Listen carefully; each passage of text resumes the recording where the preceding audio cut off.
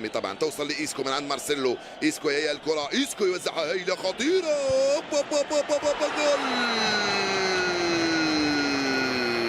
جول جول جول جول.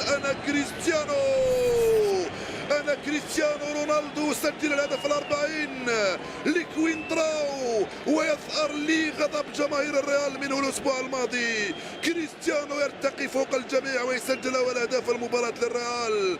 ولكن قبل الحديث عن كريستيانو اعيد شريط اللقطه وشوفوا ماذا فعل ايسكو في وضعيه صعبه من هناك بظهره. تمكن، شوف ايسكو لا يفعلها سوى ايسكو في رمشه عين، وضع نفسه في احسن الظروف لتوزيع كرة من اروع ما يكون. يا ايسكو انت فنان، باليسرى حطها فوق راس كريستيانو. الضربة الراسية القوية لم يقدر عليها سيرجيو ريكو. الريال يفتح مجال التسجيل في الدقيقة السادسة. قال يوصل عليه خامس رودريغيز على الجهة اليمنى. رودريغيز عنده الكرة، رودريغيز يرفع كرة خطيرة في شريطة. جول جول جول جول جول جول.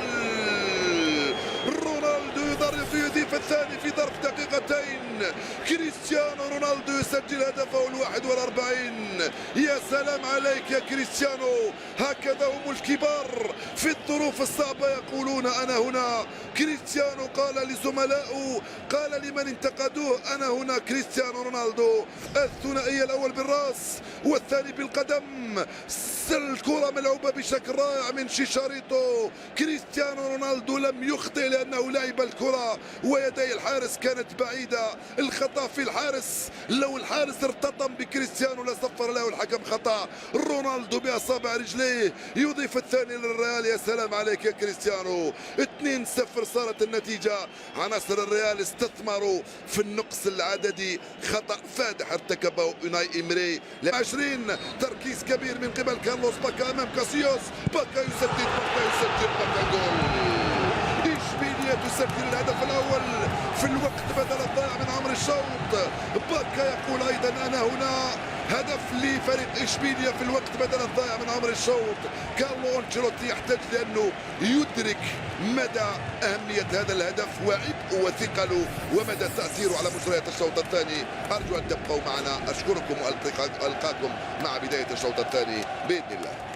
خالد ياسين وضيوفك تفضلوا، إليكم الخط بعد لحظات.